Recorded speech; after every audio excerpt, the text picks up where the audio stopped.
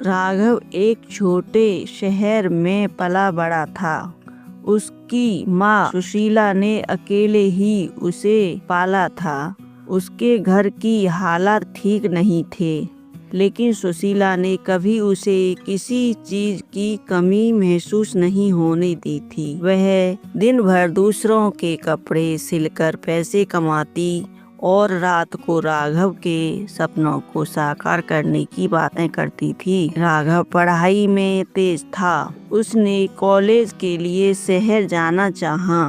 सुशीला ने घर की सारी जमा पूंजी दे दी और यहाँ तक कि अपनी एकमात्र सोने की चूड़ियाँ भी बेच दी। तू बस कर बेटा, मैं भगवान से बस यही मांगती हूँ कि तू एक दिन बड़ा आदमी बने। शहर जाकर राघव ने खूब मेहनत की, लेकिन समय के साथ वह अपनी माँ से दूर होता गया। उसकी व्यस्त जिंदगी में माँ के फोन कॉल का जवाब देना मुश्किल हो गया। सुशीला हर रोज उसका हालचाल जानने के लिए फोन करती, लेकिन राघव अक्सर कहता, माँ बाद में बात करूँगा, काम में बहुत बिजी हूँ। समय व्यतीत गया। राघव ने नौकरी हासिल की, एक बड़ा घर लिया, लेकिन माँ से उसका संपर्क कम हो गया।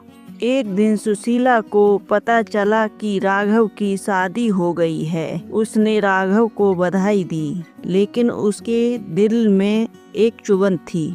एक दिन सुशीला ने राघव को एक खत लिखा। प्यारे राघव, मुझे खुशी है कि तू अपने सपनों को पूरा कर रहा। मुझे तुझ पर गर्व है, लेकिन अब तू मेरे सपनों का हिस्सा नहीं रहा।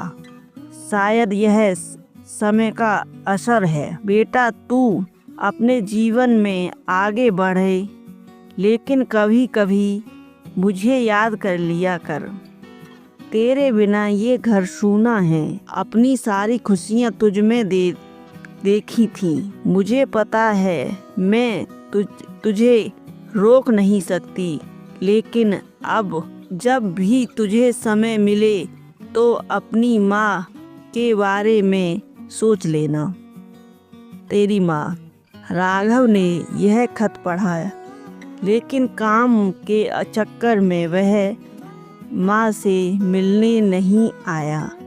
कुछ महीने बाद उसे गांव से एक फोन कॉल आया। तुम्हारी माँ अब इस दुनिया में नहीं रही।